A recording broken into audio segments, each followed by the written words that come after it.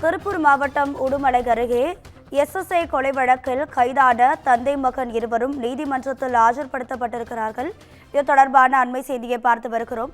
இது குறித்தான கூடுதல் தகவல்களை நமது செய்தியாளர் பாலா வழங்கிட கேட்கலாம். பாலா, வணக்கம். உங்க விரிவான தகவல். நிச்சயமாக அஸ்வினி. அதாவது நேற்று முன்தினம் இரவு சிறப்பு காவல் உதவி ஆய்வாளர் சண்முகவேல் அவர்கள் மூர்த்தி மணிகண்டன் ஆகியோரால் வெட்டி கொலை செய்யப்பட்டுள்ளார். இந்த சம்பவம் பெரும் பரபரப்பை ஏற்படுத்தியுள்ளது. இதைத் தொடர்ந்து காவல்துறையினர் நேற்று மூர்த்தி மற்றும் அவரது 2 மகன்களையும் கைது செய்தனர். இந்த நிலையில் இன்று காலை மணிகண்டன் தப்பிக்க முயற்சித்த போது அவர் மீது என்கவுண்டர் நடைபெற்று அவர் சம்பவ இடத்திலேயே உயிரிழந்துள்ளார். அதைத் தொடர்ந்து அவரது உடற்கூறு ஆய்வானது திருப்பூர் அரசு மருத்துவக் கல்லூரி மருத்துவமனையில் நடைபெற்று வருகிறது. இந்த நிலையில் மூர்த்தி மற்றும் சங்கரபாண்டியன் ஆகியோர் நீதிமன்ற எண் உடுமலையில் உள்ள குற்றவியல் நீதிமன்ற எண் 2 நீதிபதியான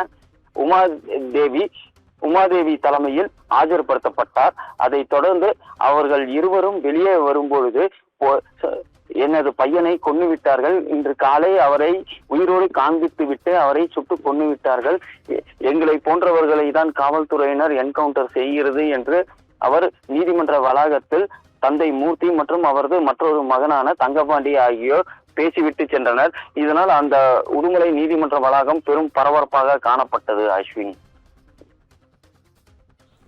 உங்க தகவல்களுக்கு நன்றி பாலா.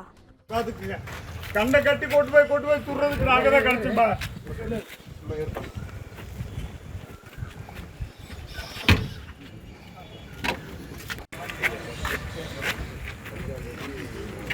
சாமி மகனை கொண்டுட்டீங்களா சாமி?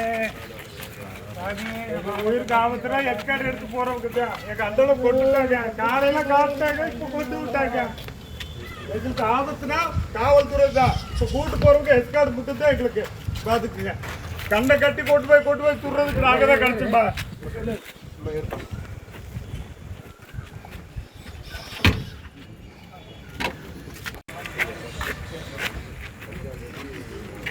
சாமி மகனை கொண்டுட்டீங்களா சாமி? சாமி உயிருக்கு ஆபத்துல எஸ்கார்டு எடுத்து போறவங்க தான் எங்க அந்தோட கொண்டுட்டாங்க. காலையில காப்பிட்டாங்க, இப்ப கொண்டு விட்டாங்க. எங்களுக்கு ஆபத்துனா காவல்துறை தான். இப்ப கூட்டு போறவங்க எஸ்கார்டு மட்டும் தான் எங்களுக்கு